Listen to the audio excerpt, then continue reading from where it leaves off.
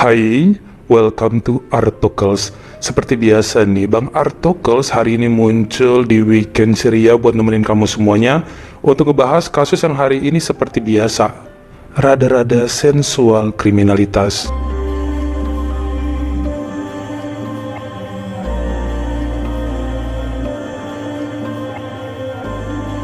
Andai Chien adalah seorang wanita hobi pesta yang lahir pada bulan April 1987 di kota Ho Chi Minh, negara Vietnam. Dulunya bekerja sebagai sekretaris pada kantor jasa keuangan sebelum akhirnya buka usaha sendiri dalam perdagangan makanan, pakaian, serta skincare via online. Dia juga sering melakukan live di beberapa marketplace untuk menjajakan dagangannya.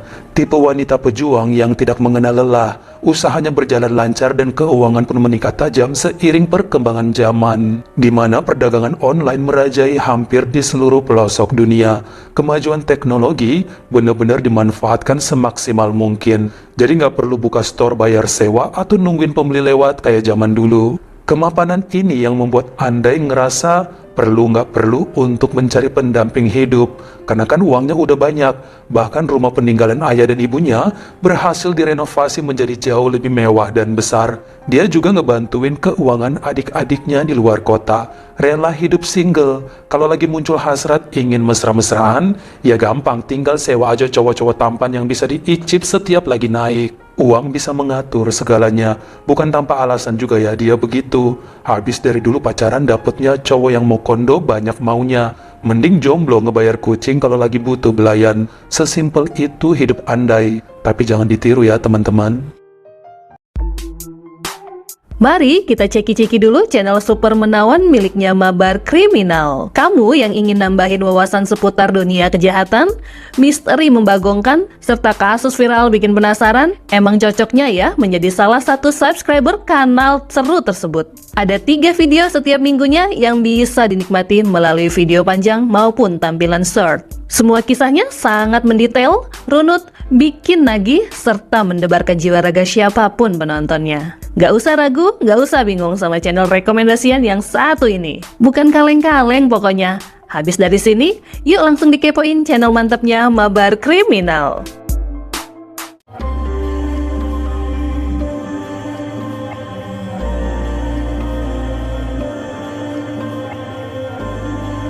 Seperti yang saya sampaikan tadi bahwa Andai memiliki circle pertemanan sesama pedagang online serta kawan nongkrong untuk pesta, ngegosip, mabuk, bahkan sampai masak-masak bareng. Ini rutin dilakukan setiap minggunya. Biasanya sih kediaman Andai yang jadi base camp karena besar, lengkap, dan gak akan ada diprotes sama tetangga walau ributnya sampai pagi.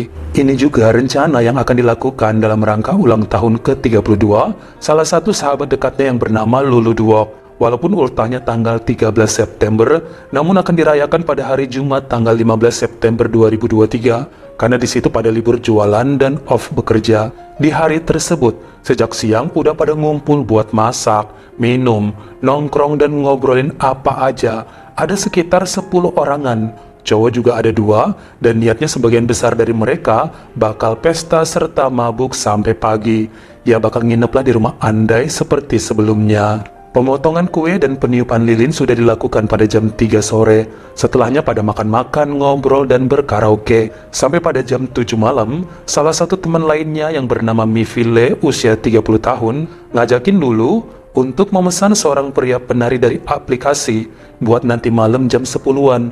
Kebetulan ada yang berotot dikenal oleh Mifi dan pernah dipakai juga sih sama dia.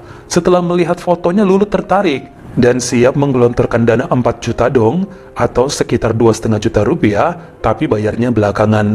Namun setelah dihubungi ternyata cowok itu minta DP 25% sebagai tanda jadi. Akan datang 3 jam lagi, karena kalau jam 7 atau jam 8 masih terlalu dini.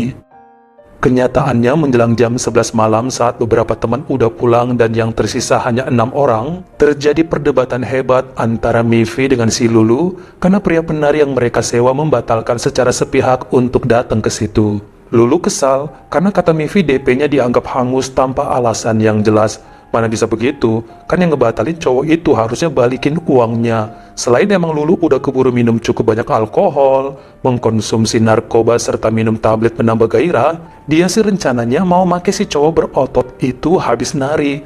malah dibatalin. Yang ngamuknya sama si Mivi lah, kan dia yang nawarin. Dia bilang pria itu profesional. Apanya yang profesional kalau ngebatalin mendadak beberapa menit sebelum show? Sekarang dicoba nyari yang lain malah nggak ada yang sesuai selera Lulu. Lagian duitnya balikin dulu yang DP tadi, jangan seenaknya. Namun Mivi bilang besok akan dikejar hingga terjadi keributan di antara mereka. Makanya si Andai sebagai nyonya rumah nggak coba melerai dan bilang mendingan mereka ke klub malam aja kalau emang mau nyari penghibur, karena kan udah pada keburu berhasrat tinggi. Tapi ditolak oleh Lulu sebab udah sempoyongan kebanyakan minum. Dalam kondisi begitu secara mendadak, salah satu teman mereka memesan makanan ramen po via online tengah malam melalui aplikasi. Padahal makanan banyak di situ. Hanya gara-gara nonton orang makan ramen po di YouTube malah jadi ikutan ngiler. Sama kayak saya, kalau lihat orang mukbang apa aja langsung pengen ikutan mesen karena lapar mata doang. Sekitar jam 1 pagi, jadi udah masuk ke hari Sabtu 16 September 2023, datanglah itu ramen po ke rumah Andai yang dipesan temennya. Diantar sama ojek online ke situ yang sempat masuk ya ke teras depan. Wajahnya cukup menarik, apalagi saat tersenyum. Iseng ditanyain sama Andai siapa namanya. Ketahuanlah identitasnya bernama Daino Kuyen, usia 22 tahun, yang aslinya datang dari kota Dalat. Malah sempat digoda-godain ya sama kawan lainnya. Disuruh masuk dulu, dikasih minum jus dan kue yang sisa-sisaan pesta. Daino nurut sambil nunduk-nunduk. Ujung-ujungnya, Andai kepikiran untuk nawarin si Lulu, mau nggak sama driver ojek online yang begituan? Bayar aja seadanya, yang penting cewek itu bisa tenang, nggak ribut dari tadi gegara janjinya dibatalin si pria penari. Lulu perhatikan dari dekat si Daino yang celingak-celinguk, kemudian ditarik ke kamar untuk disuruh mandi.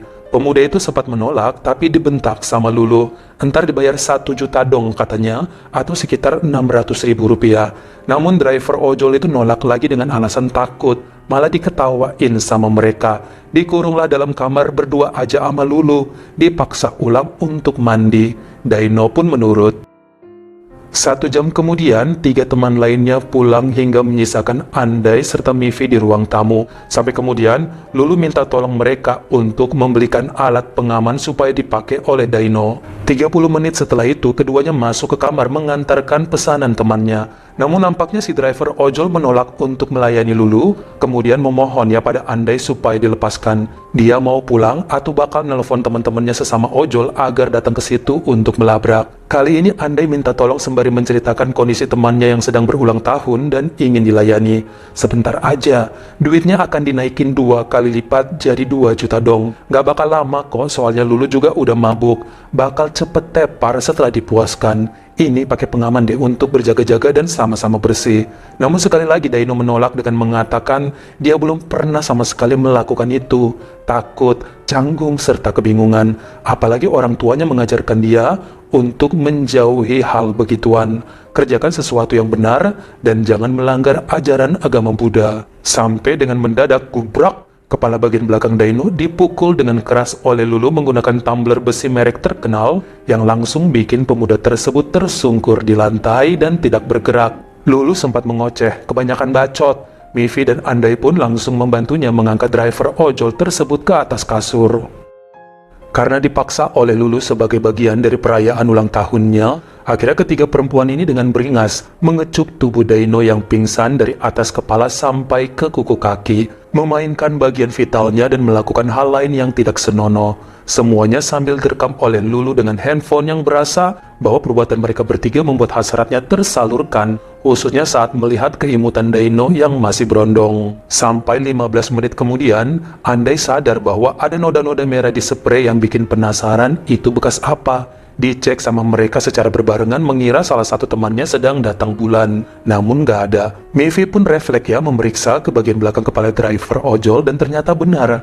Cukup deras cairan merah keluar dari sela-sela rambutnya. Ini semua akibat pukulan keras dari Lulu pakai tumbler tadi. Bahkan Andai langsung ngecek nadi dan nafas Daino sudah tidak ada pergerakan lagi. Mereka panik sambil menangis karena ngerasa bahwa pemuda itu telah menjemput ajalnya akibat ulah bertiga.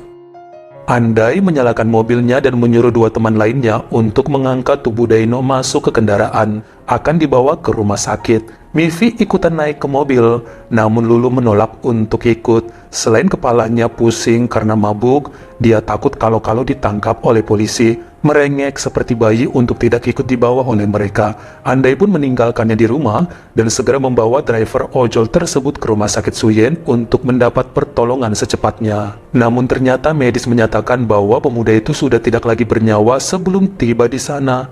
Keburu terlambat. Andai menghubungi polisi yang segera mengontak pihak keluarga Daino. Sementara 2 hari kemudian, pihak berwajib baru menangkap Lulu di rumah kakaknya yang ada di kota Haipong untuk mempertanggungjawabkan perbuatan jahatnya, serta bergabung bersama 2 temannya, yakni Mivi serta Andai yang sudah mendekam di penjara terlebih dahulu.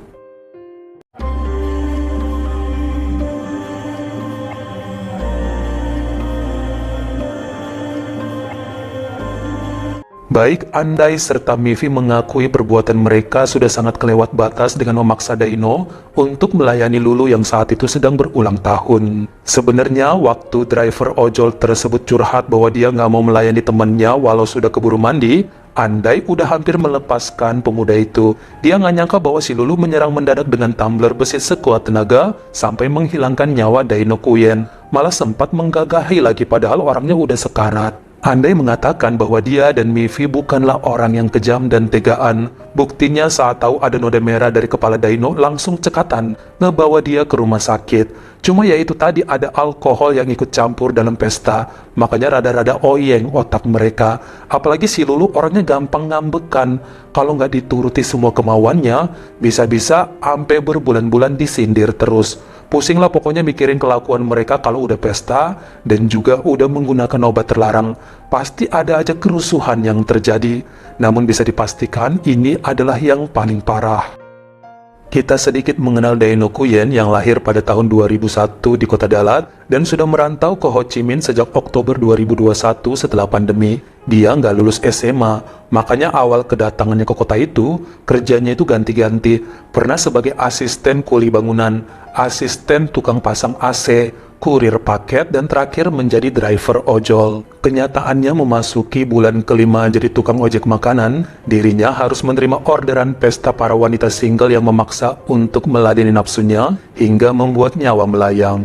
Orang tuanya sangat sedih karena Daino merupakan tulang punggung keluarga satu-satunya. Walaupun pemasukannya tidak banyak, mereka menuntut ketiga perempuan itu dihukum seberat-beratnya. Sang pengacara Nguyen Tuang Hung menyatakan apa yang dilakukan Lulu bukanlah hal yang diniatin. Tumblernya emang ada di kamar itu dan kepunyaan Andai. Lagian perempuan tersebut dalam keadaan sadar nggak sadar sebab banyak minum alkohol serta mengkonsumsi obat terlarang. Stres pula karena pria penari yang dijanjikan Mivi tidak datang. Padahal udah bayar DP. Seandainya Daino mau melayani bentar aja, pasti cepat kelar dan gak akan terjadi hal yang mengerikan begitu. Makanya Lulu tetap menyalahkan keadaan karena dilakukan dalam kondisi tidak berpikir jernih.